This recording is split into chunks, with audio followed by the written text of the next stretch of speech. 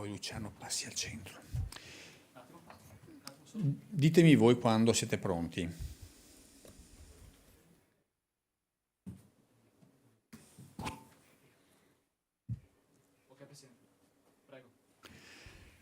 Un benvenuto a tutti e un ringraziamento speciale al collega e amico Luciano Sandonà che ha voluto questo incontro con l'ingegner Luca Stevanato, fisico nucleare dell'Università di Padova,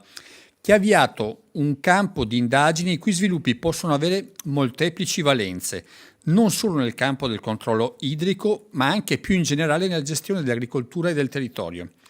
Siamo davanti a un classico esempio di innovazione di grande rilevanza applicata all'agricoltura in maniera concreta, stabilendo così un nesso tra l'antica arte contadina e i laboratori di ricerca più avanzati. Mentre lascerò la parola ai veri protagonisti di questo incontro, appunto Luciano Sandonà e l'ingegner Stevanato, io mi limito a sottolineare l'importanza dell'innovazione nell'agricoltura di qualità, un'agricoltura che deve sempre più puntare alla sinergia con il mondo della ricerca per evitare sprechi, aumentare qualitativamente non solo i prodotti ma soprattutto i cicli produttivi e limitare al massimo le forme di inquinamento, come disposto anche dal Green Deal europeo. L'esempio odierno che viene presentato qui a Palazzo Ferrofini va letto proprio nella prospettiva autentica appunto del Green Deal,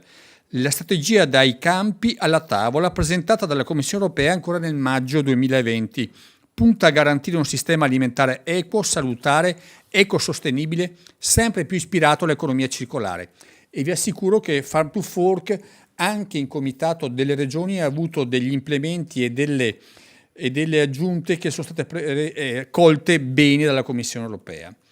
La strategia riguarda l'intera catena alimentare, dalla riduzione dell'uso di pesticidi e fertilizzanti e delle vendite di antibiotici, fino all'aumento dell'agricoltura biologica. Ma questa catena non può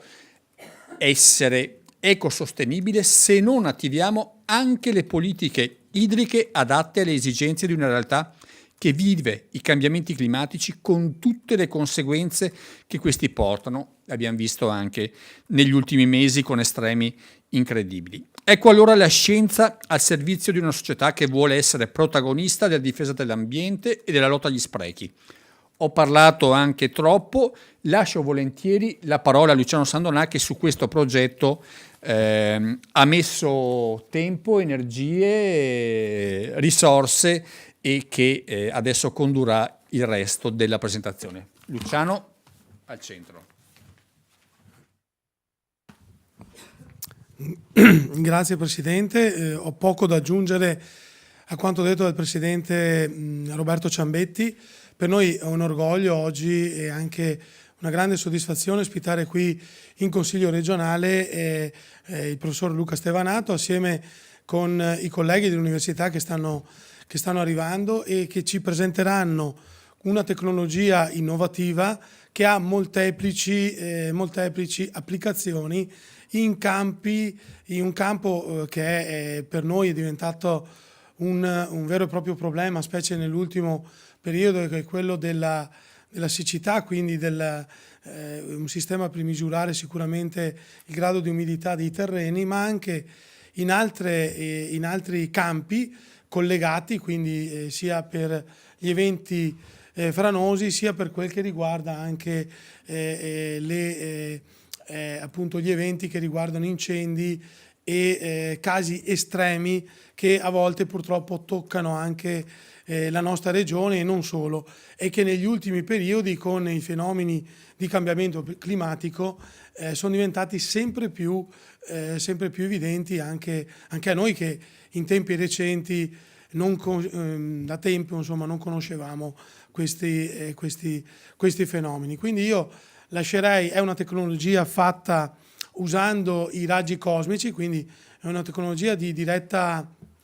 derivazione degli studi dell'Università di Padova e del settore della fisica nucleare, appunto come diceva il Presidente Ciambetti, che poi ci sarà illustrato appunto dal professor Luca Stevanato e che, aggiungo io, trova anche un'applicazione commerciale, si sta sviluppando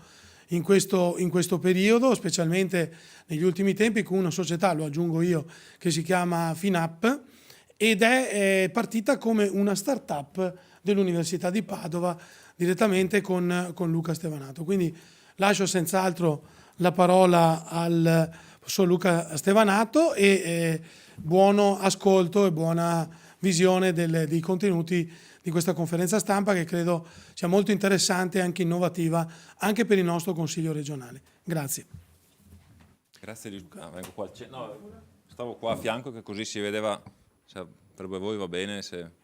per la parte di diretta va bene, se sono inquadrato, resterei qua che così si vedono più chiaramente le slide dietro di me. Grazie Luciano per l'invito, per aver creato questo evento, che grazie al Presidente anche per l'introduzione. Fa molto piacere portare un esempio di come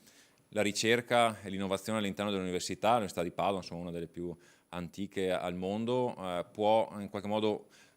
fare trasferimento tecnologico, portare l'innovazione fuori dal mondo della ricerca e risolvere problemi reali, quindi usare la ricerca e l'innovazione per trovare qualcosa, per risolvere dei problemi che si stanno creando, per fronteggiare quello che sarà il futuro delle prossime generazioni. Oggi vi racconterò un po' la storia con cui è nata questa idea,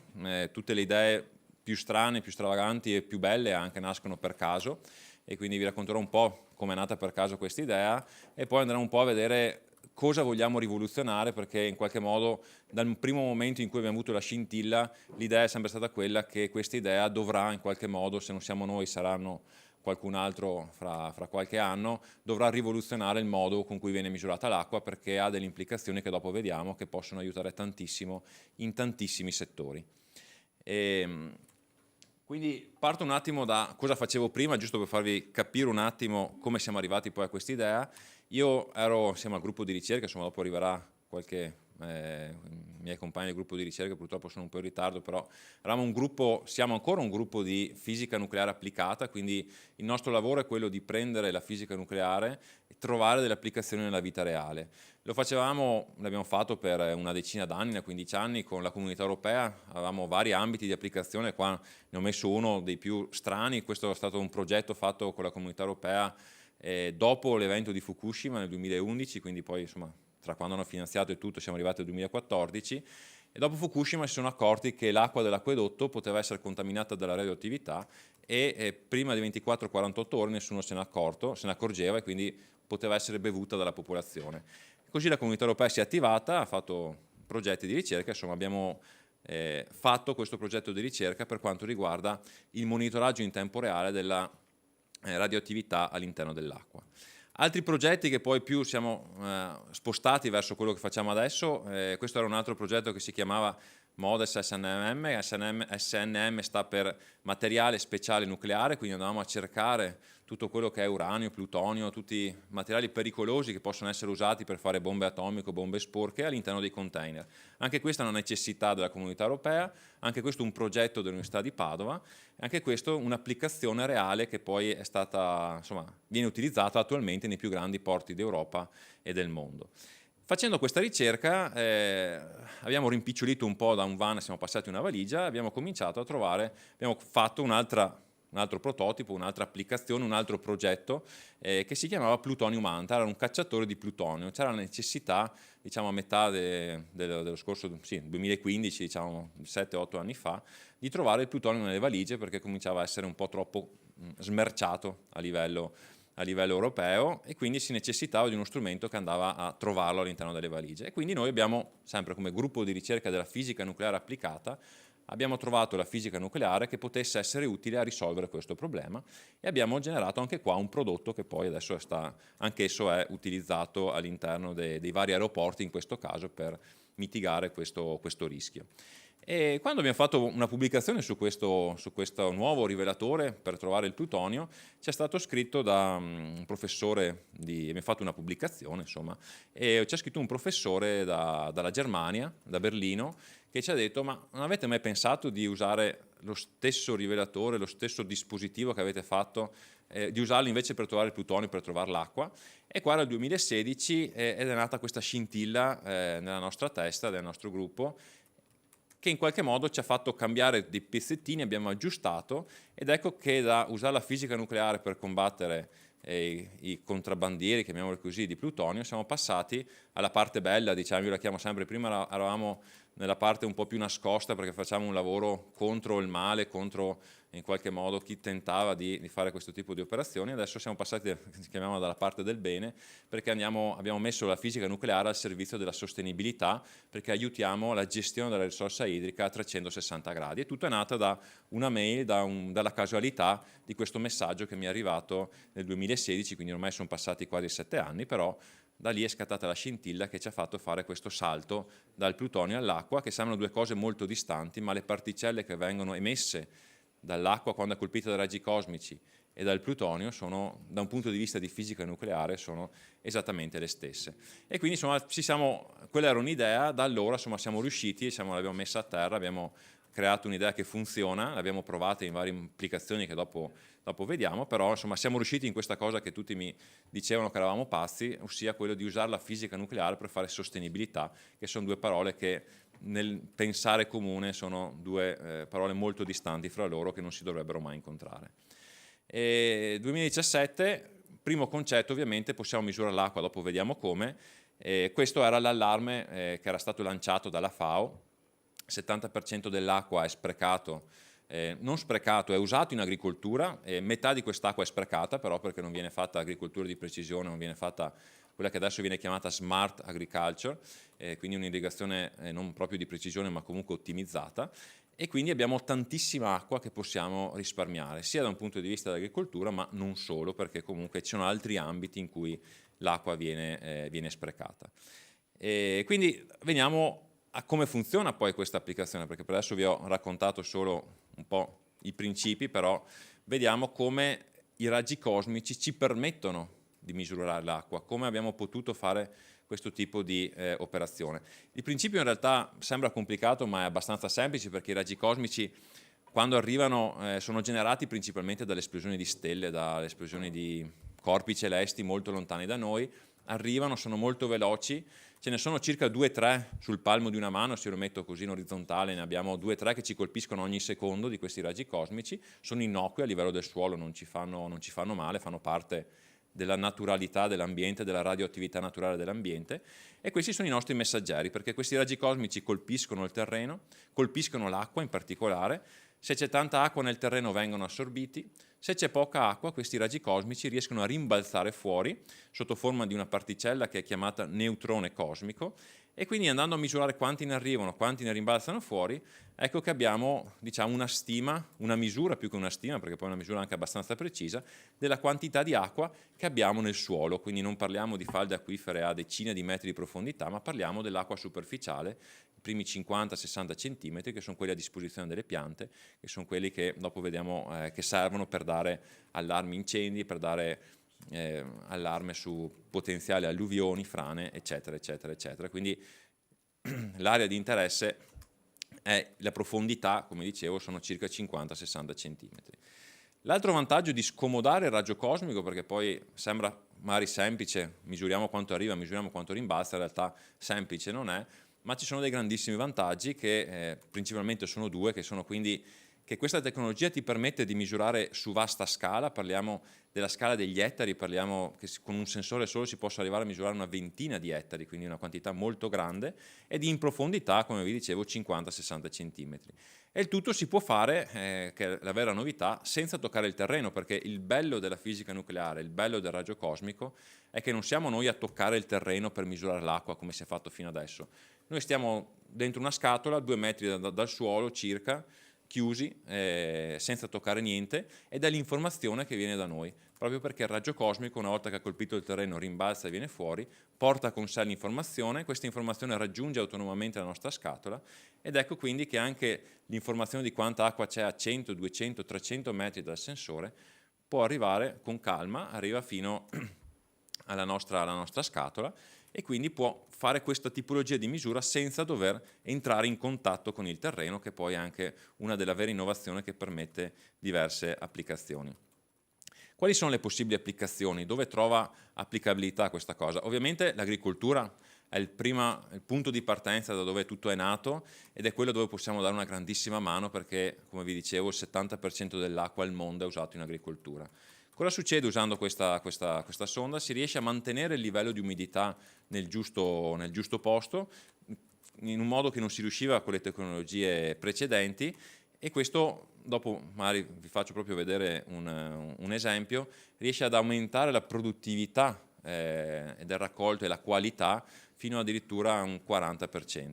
Riusciamo ad aiutare chi fa energia idroelettrica perché misuriamo l'acqua intrappolata nella neve, quindi l'acqua intrappolata nella neve ci dice quanta acqua avremo a primavera, quali sono la risorsa idrica che avremo a disposizione. Possiamo fare monitoraggio ambientale, l'acqua nel suolo è un driver fondamentale per le frane, i debris flow, le alluvioni, gli incendi nell'estremo opposto, e infine la ricerca delle perdite idriche, perché misurare quanta acqua c'è sotto l'asfalto principalmente corrono i tubi dell'acquedotto e quindi ci può dare indicazioni di dove sono le perdite idriche. In agricoltura, per darvi un esempio, una volta con le tecnologie attuali l'umidità si misura con i sensori cosiddetti puntuali e per ottenere la stessa informazione abbiamo bisogno di 100 sonde puntuali conficcate nel terreno per dare quello che la nostra sonda riesce a dare con una singola sonda a 2 metri d'altezza. Quindi immaginate se uno deve entrare in campo con un trattore cosa significa avere 100 sonde conficcate nel terreno, non ci si può muovere, vanno posizionate dopo aver piantato il raccolto, vanno tolte prima di rimuovere il raccolto, quindi la gestione è impossibile, infatti nessuno misura l'umidità del suolo in questo modo. Con la nostra sonda, questa è una fotografia di esempio di un'applicazione, tutto è molto più semplice e facciamo lo stesso servizio. Qua avevo un video, se si riesce a farlo partire, un video della FAO, quindi la Food and Agriculture Organization, che ha eletto questa tecnologia a raggi cosmici come il futuro nei prossimi 10-20 anni della smart agriculture, in quanto unico metodo utilizzabile per fare realmente smart agriculture nelle grandi pianure dei paesi in via By di sviluppo. 2050, the world's population will reach 9 billion, with demand for agricultural products expected to rise by 50%. To meet this growing global food demand, agricultural production must increase, but without depleting scarce resources such as land and water. Agricultural production consumes more than 70% of the world's water, mainly for irrigation. With water use efficiency less than 50%, the challenge is to ensure adequate agricultural production while achieving maximum efficiency of irrigation water use. Climate-smart irrigation practices, such as monitoring soil moisture, offer improvements to help to meet this challenge and ensure availability for future generations. For example, using moisture sensors can provide crucial information to help farmers decide when and how much to irrigate. However, accurate measurement of soil moisture, even at field level, calls for a large number of sensors, which can increase cost. On the other extreme, remote sensing satellites can measure soil moisture on a very large scale, but often it's too large for agricultural purposes. But between these two scales, the cosmic ray neutron sensor fills the gap. It measures soil moisture at field and landscape scales, with the added advantage that it does not disturb agricultural operations in the field. Here is how it works. Incoming cosmic rays interact with elements of the Earth's atmosphere and produce fast, high-energy neutrons that eventually penetrate the soil and then scatter back into the atmosphere.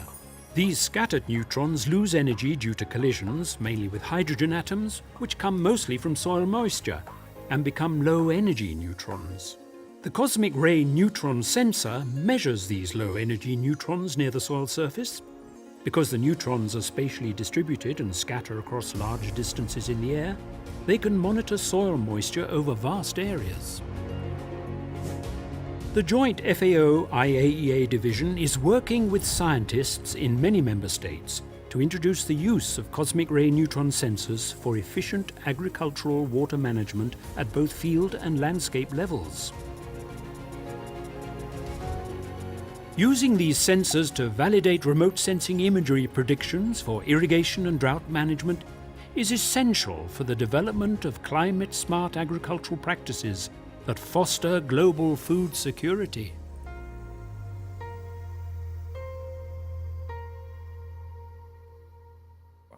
Quindi qua è spiegato, diciamo, un po' più con il video magari si capisce anche meglio come appunto la FAO abbia eletto questa tecnologia come il futuro per fornire cibo e fare smart agriculture a livello mondiale. Qua volevo velocemente farvi vedere cosa significa poi usare i raggi cosmici in agricoltura. Questo è stato un esperimento che abbiamo fatto l'anno scorso con un campo di barbabietole, dove sostanzialmente il grafico che potete vedere, insomma le due linee rosse e blu sono la capacità di campo, quindi quanta acqua non bisogna andare sotto perché sennò la pianta va in sofferenza, e qual è la capacità di campo massima che oltre la pianta va in asfissia. Qua l'agricoltore ha seguito l'indicazione di quello che è il sensore puntuale, perché comunque era un confronto che voleva vedere quali erano le differenze, e seguendo il sensore puntuale quello che è successo è che a fine luglio, nonostante noi dessimo una umidità molto alta del suolo, quindi eravamo al limite massimo della capacità di campo, ha irrigato comunque, perché il sensore puntuale a terra o comunque le vecchie tecniche di irrigazione gli dicevano di irrigare. Questo ha portato un'umidità veramente alta, in qualche modo si è addirittura allagato un po' il campo, ha provocato asfissia ed è morta completamente la cercospora bieticola, ha mangiato completamente il raccolto, a dimostrazione appunto che serve, se avesse seguito l'indicazione di questa sonda non sarebbe successo. Fa capire come le vecchie tecnologie sono limitate, hanno certi limiti che non permettono una gestione ottimale, quindi oltre ad aver perso il raccolto, in questo caso è stato un caso estremo, ha anche sprecato più del 30% di acqua che avrebbe potuto non dare da un punto di vista di irrigazione nel bilancio annuo. Ma non solo agricoltura, come vi dicevo abbiamo anche la possibilità di misurare la neve, quindi l'acqua intrappolata nel manto nevoso, l'acqua che si avrà a disposizione a primavera. Questa informazione è molto utile per chi va a gestire la risorsa idrica, quindi potrebbero essere chi produce energia idroelettrica, ma anche potrebbe essere la regione, potrebbe essere i consorzi di bonifica, i gestori di bacini. Qua in Veneto nascerà quest'estate, quest'autunno, grazie ad ARPA Veneto che è stata molto lungimirante in questo tipo di attività, nascerà una rete di monitoraggio regionale della Snow Water Equivalent fatta proprio con i raggi cosmici, e quindi sarà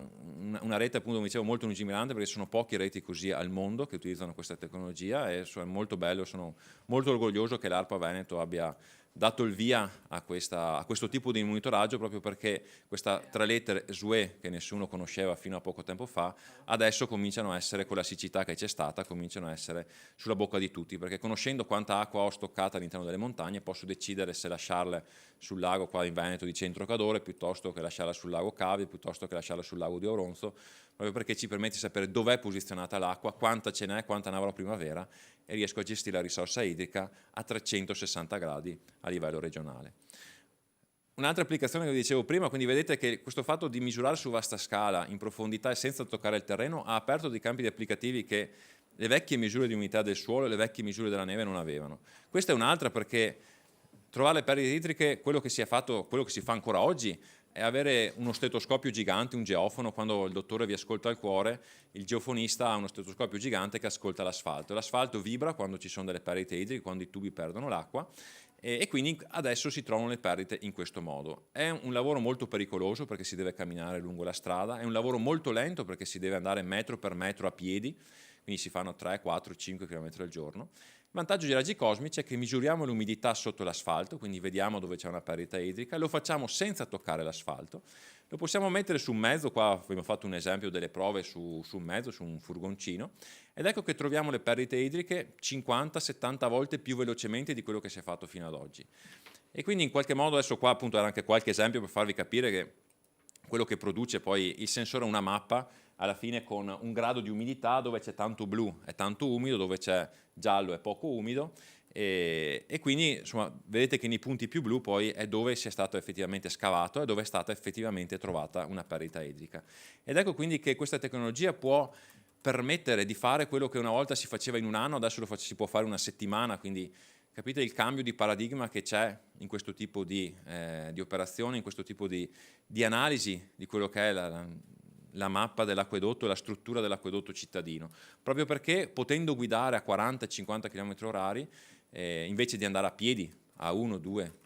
km/h, si riescono a coprire città anche 10.000 km in soli 15 giorni, quindi città come Roma, che che adesso una ricerca perite per tutto il comune di Roma si fa in mediamente 5 anni, adesso si può fare in 2-3 settimane, in maniera molto semplice e molto sicura per l'operatore. Dopodiché, una volta che si sanno dove sono le perdite, non è detto che bisogna ripararla, si possono anche programmare investimenti di lungo periodo, perché riparare una perdita non è efficiente, sostituire tratte di acquedotti vecchi è più efficiente, però adesso purtroppo, non avendo la possibilità di misurare in tempo reale com'è lo stato di un acquedotto intero, si va a procedere punto per punto misurando la perdita. Quindi anche in questo caso questa tecnologia ha una grande applicabilità e può dare una svolta anche a questo problema delle perdite idriche, che qua in Italia è molto sentito. E infine un'altra applicazione a me cara è quella li abbiamo chiamati modelli idrogeologici, quindi tutto ciò che è debris flow, quindi frane superficiali, alluvioni lampo in montagna, ma anche incendi, perché l'incendio vuol dire che c'è poca acqua nel terreno. Sono tutti previsioni, preallertamenti che vedono la necessità di far girare un modello idrogeologico per prevedere quello che succederà fra 2, 3, 4 giorni e quindi poter preallertare i mezzi, preallertare la popolazione in anticipo. Questi modelli si basano sull'umidità del suolo, che adesso non è misurata in maniera accurata, e quindi questa sonda ha trovato una grande applicabilità anche in questo settore, proprio perché per il fatto che misuriamo su vasta scala, questa scala è compatibile con quella dei modelli e quindi diamo una grande mano a fare questo tipo di allertamenti. Qua vi ho riportato un paio di slide di una cosa che abbiamo fatto con ANAS l'anno scorso. Sono stati installati un paio di sensori sulla Smart Road, quindi la strada più intelligente che abbiamo in Italia, il fiore all'occhiello di ANAS, proprio perché volevano uno sguardo anche fuori da quello che era l'asfalto, quindi la Smart Road è perfetta per vedere tutto quello che succede, incidenti, aquaplaning, neve sulla strada, veicoli fermi, mezzi di soccorso, però non aveva gli occhi fuori dalla strada. Con questa tecnologia adesso ha un occhio fuori dalla strada, e vi riporto qua un esempio di quello che è successo, per fortuna l'unico evento gravoso che è successo l'anno scorso. Quindi questi due sensori sono uno a Perarolo di Cadore, dove c'è una frana storica che da 20 anni che minaccia il paese, e poi c'è la seconda sonda che è stata installata ad Acquabona, vicino a Cortina, un'altra frana storica che minaccia l'Alemagna e quindi spesso va a chiudere l'arteria principale, diciamo, che va a Cortina. Quindi anche qua, non senza tediarvi troppo per i dati, però quello che è successo, quello che ha misurato questa tecnologia, quindi vedete la curva verde è l'andamento dell'umidità in funzione del tempo, quindi insomma un numero che vale intorno al 24, 25, dopo dipende da quanto piove e quanto non piove. Le linee rosse, arancioni, rosse e viola sono le soglie che il modello mette, che quindi in base alla pendenza del sito, in base a come è fatto il sito, ci sono delle soglie oltre cui l'umidità del suolo è pericolosa.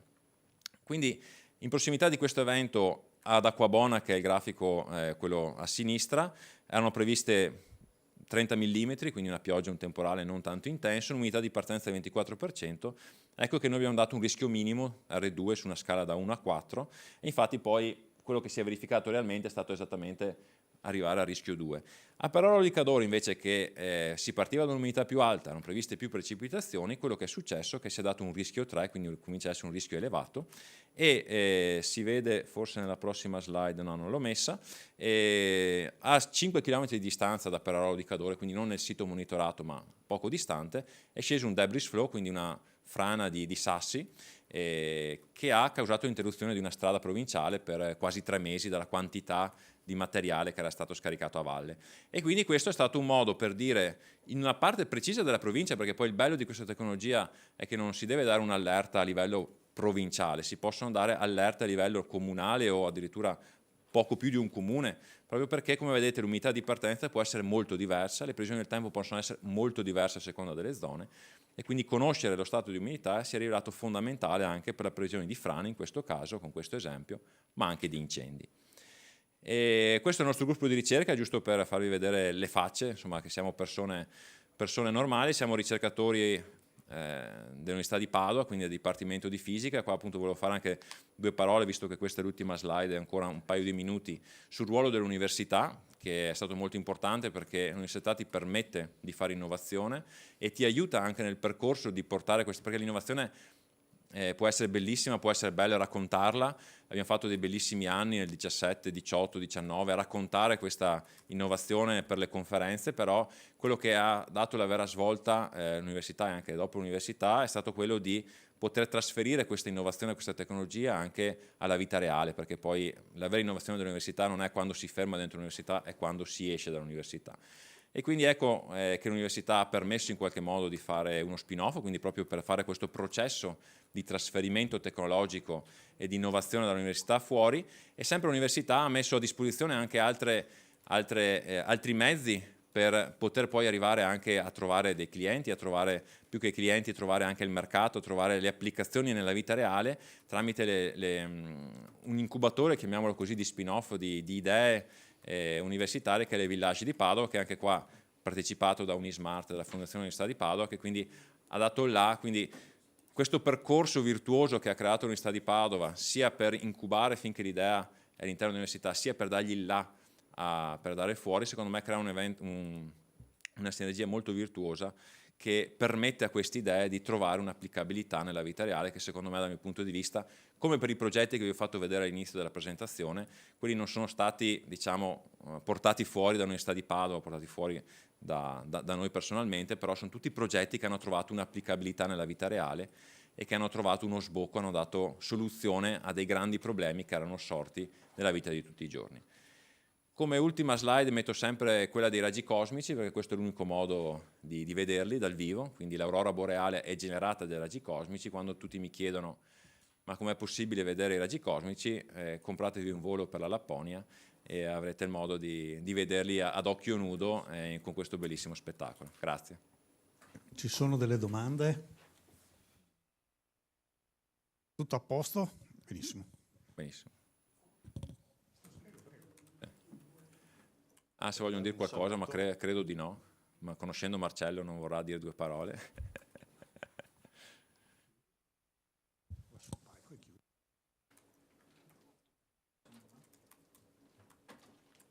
Giusti mezz'ora, giusto? Faccio io allora una domanda così. Volevo chiedere le applicazioni, che adesso ne abbiamo già viste alcune, no? Quindi anche applicazioni commerciali che ha avuto questa intuizione, no? E questo modello che credo, faccio anche un'altra domanda all'interno, quindi credo sia stato brevettato, no? Non solo per il mercato italiano, quindi insomma credo sia interessante anche sapere come difendete, diciamo, questa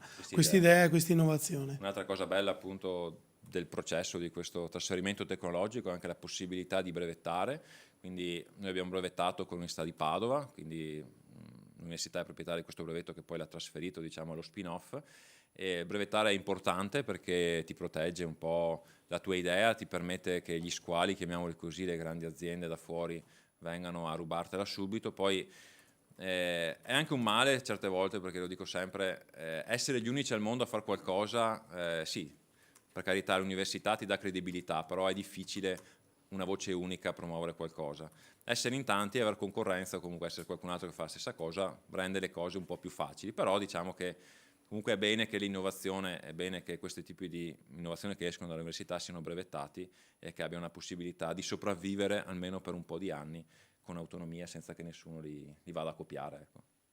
Quindi è un sistema che piano piano sta incontrando anche favore nelle... Sì, piano piano, come facevo vedere prima, in certi ambiti è veramente... in ambito di spin-off c'è una parola che piace molto, che è disruptive, che sarebbe, la traduzione italiana sarebbe distruttivo, ma non è proprio bella. Disruptive vuol dire che cambia un po' il modo di fare qualcosa, cambia radicalmente, quindi la ricerca Perite, per esempio, secondo me è la cosa più disruptive che sta succedendo quest'anno, quindi da un qualcosa che ci metti